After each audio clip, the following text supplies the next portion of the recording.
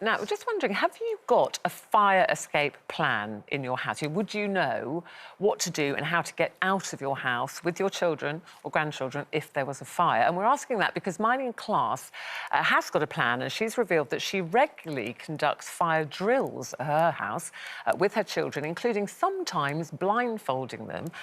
She has shared her fire drill on social media, so take a look. We're going to show you what to do in a house fire. Talking about fires with children is scary, but role play it so they know what to do. And this will make it harder to find them. Make it into a learning game. They won't be able to see through the smoke. Get your children to wear blindfolds and stay low. Smoke naturally rises. Make sure you all meet at an agreed muster point and never go back inside the house. I thought this was fantastic, actually, and it's got me thinking straight away this morning. Actually, I don't often think, we've got smoke alarms and things, but I thought, actually, if that did go off in the middle of the night and the house was full of smoke, would I know how to get out? Have I thought about it? Not as much as I should have done. Things like we've got window locks. I go, is the key there? Today, that's made me want to go home and check.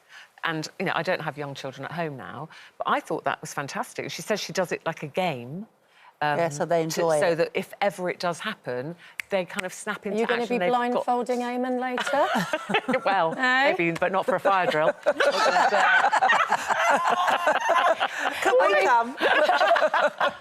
When I saw it, first of all, because I didn't see the moving footage, I saw it in the papers with her kids in blindfolds, and I went, oh, no, I didn't like it at all, because I thought it's really alarmist, it's going to scare the kids. But actually, when I read it and then when I saw the film, I thought, oh, OK, she's made it, sort of like a game and a challenge.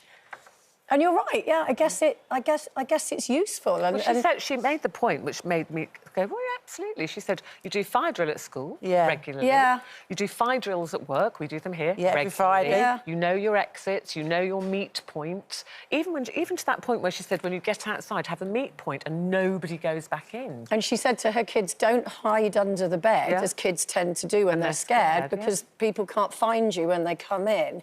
So there was lots of useful tips in it, and now I'm thinking she should do a public information film. Yeah, which is essentially what she's done, really. We would have had those public information films years ago. Back in the day. Well, I needed some help because I remember a few years back I had a dishwasher that blew up and I was resting, and I'm quite a heavy sleeper, I think, and so I just fell asleep. Woke up to 6 firemen in my house. Lucky cat. So say, you sure you were awake? One of your dreams. I wasn't dreaming, but they were traipsing through my house. There was smoke.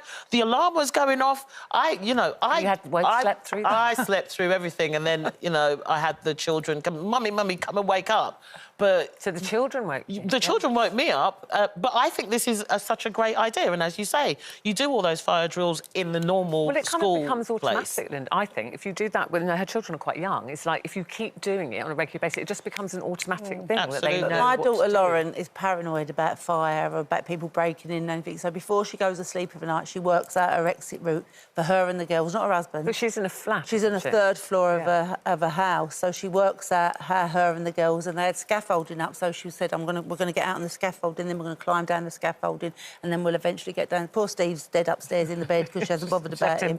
But she does it with, like, the windows as well. So she's got shutters on her window, so in case someone breaks in the night, she has a bottle in front of the shutter, and then if someone opens the window, that will smash on the floor. But my worry is that she's making Lila a bit like it, because Lila's a bit paranoid about health and safety now, because I took her to the park for a walk with the dog and that, and she said, Nan, there's all people drinking down there. I went, that's all right, Lila, they're just having a drink on the park bench. But she automatically thinks there's going to be trouble if someone's drinking in the park. And so she has made her a little bit like that.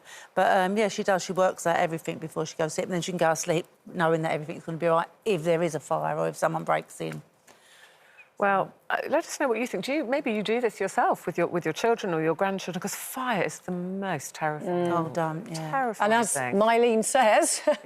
it's the smoke that's the real... So you have to get down low because there's usually like a little void where the bottom of the smoke is, and if you get down there, you've got a better chance. And she said she also does different routes. So she said she tries to make it like a game. She'd say, right, today let's imagine the fire's in the kitchen. How would we get out? Or this time, let's imagine the fire's in that bedroom. How do we get out? So she doesn't do exactly the same one every time. I think it's fantastic, Myleene. I think that's a brilliant idea. Well done, you. But let us know what you think.